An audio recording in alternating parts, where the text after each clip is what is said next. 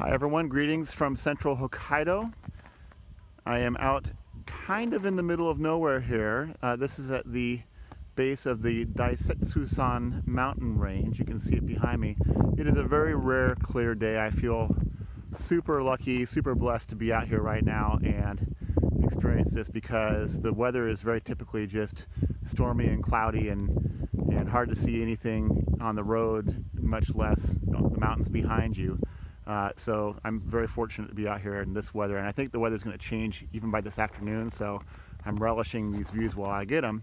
I wanted to point a few things out while I'm here about the geography of Japan. First of all, I want to admire the infrastructure a little bit. If you look behind me, there's a big communications tower.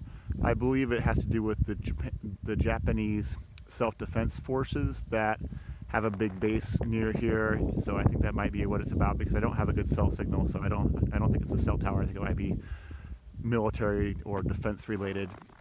But if you look behind me on the roads get really snowy, really windblown, really hard to see, but they've got these beautiful little lane markers every periodic, I don't know, every maybe 200 or 300 meters to tell you where the road is. So you drive underneath the arrows mark the edge of the road so you don't drive off into a snowdrift.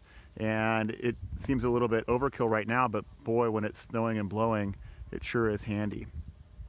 One of the themes that we've been talking about in my human geography classes has been the idea of population growth and population change, and rural Japan is one of these places where that's going on.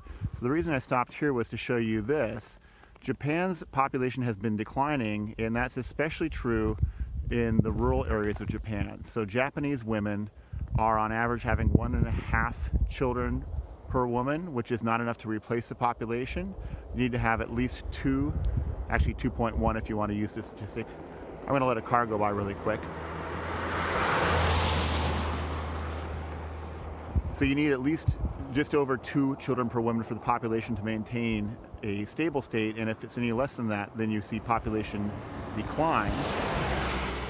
And we've seen that happening in Japan. There's 2 forces at work in rural areas of Japan, and true around Japan, but especially true here in Hokkaido, which is that there's forces of population change that are making Japan's population smaller on average, and also people are not living out in rural areas as much anymore. And this abandoned house is symbolic of that, or representative of that, where people are moving out of the countryside and into the city more often, and population is decreasing on top of that. So we're really seeing the rural areas contract a lot in Japan.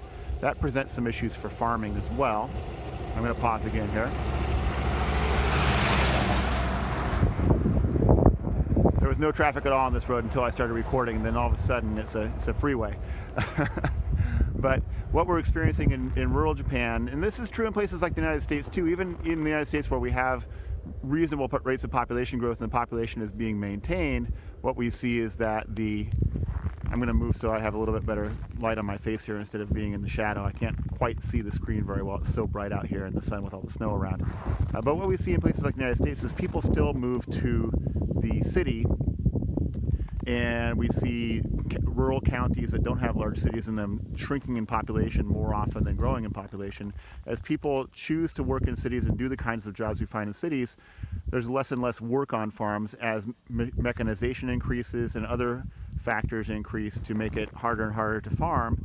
So that's something that's happening in the US as well as in Japan, and it's changing the rural landscape a little bit. People do tend to live in the rural areas to farm still, but not in as great a number, and people don't tend to live out here as often anymore for the country life. They tend to go into the city and find jobs working in the service sector, working in offices, and not working in the countryside as much. That's all for now. I'll check in a few more minutes with some more examples of population change in rural Japan.